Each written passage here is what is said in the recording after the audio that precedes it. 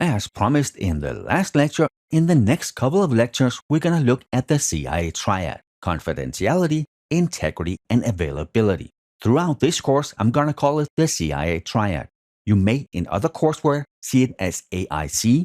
I'm guessing because some people confuse it with the Central Intelligence Agency.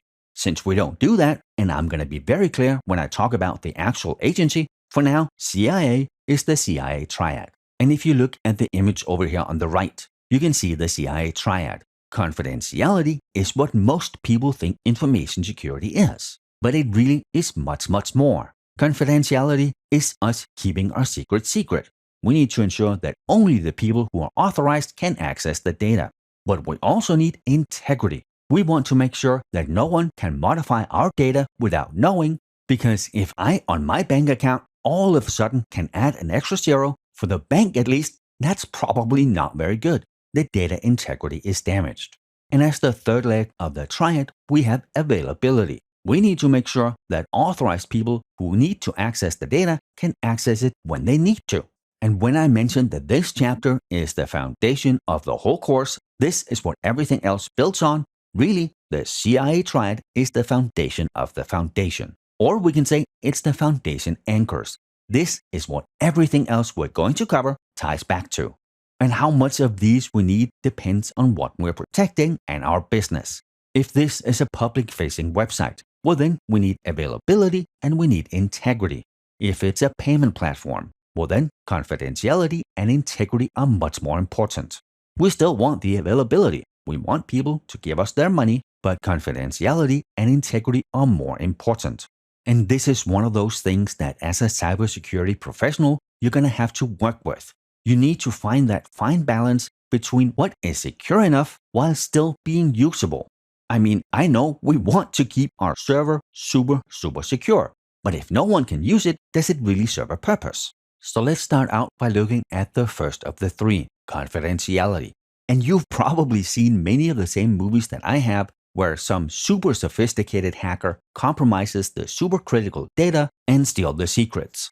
And while that does happen in the real world, most of the time though, it's someone making a mistake, an admin, a customer, but it could be attackers. For us though, it doesn't really matter how our confidentiality is breached, because it is. Our data is compromised.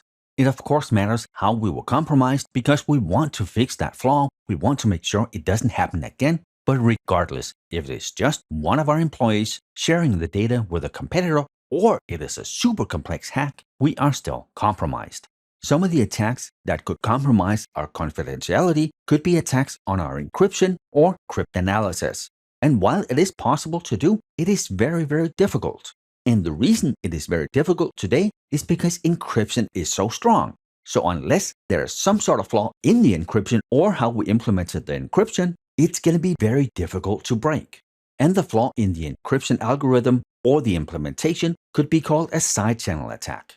What is much more likely is social engineering. It is much easier to get someone to give you the password to the server than it is to actually break it. And we will cover all of these threats later in the course. But for a complex password with a reasonably high AES encryption could take, with current computers, 100 or 50 years to break. Whereas calling Bob and saying, hey, this is so-and-so from the server team, I don't have this password, can you give it to me? Much easier. It could also be a keylogger. Some admin does something they're not supposed to. They go to a website, they click on a link in an email, their computer is compromised. The next time they log into the server, the keylogger picks up the password and sends it to the attacker. And here again, think back to people, processes, and technology. If we had given that user the right training, we have raised their awareness, they would know not to go to that website and not to click on that link. We could also mitigate some of this with multi-factor authentication. Whenever a server admin logs into that server using their password, they get prompted to type in a token they have on an app on their phone. Meaning the attacker can't log into the server because they only have the username and password, they don't have the token. And throughout this course, I'm gonna say, give them the training to raise their awareness. The important part here is raising their awareness.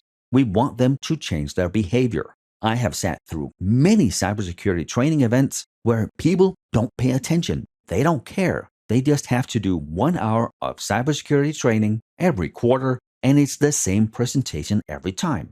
At that point, it's wasting everybody's time. We need to make sure that the training we give our users raises their awareness, changes their behavior, so next time they see an email that could potentially be phishing, they send it to IT security.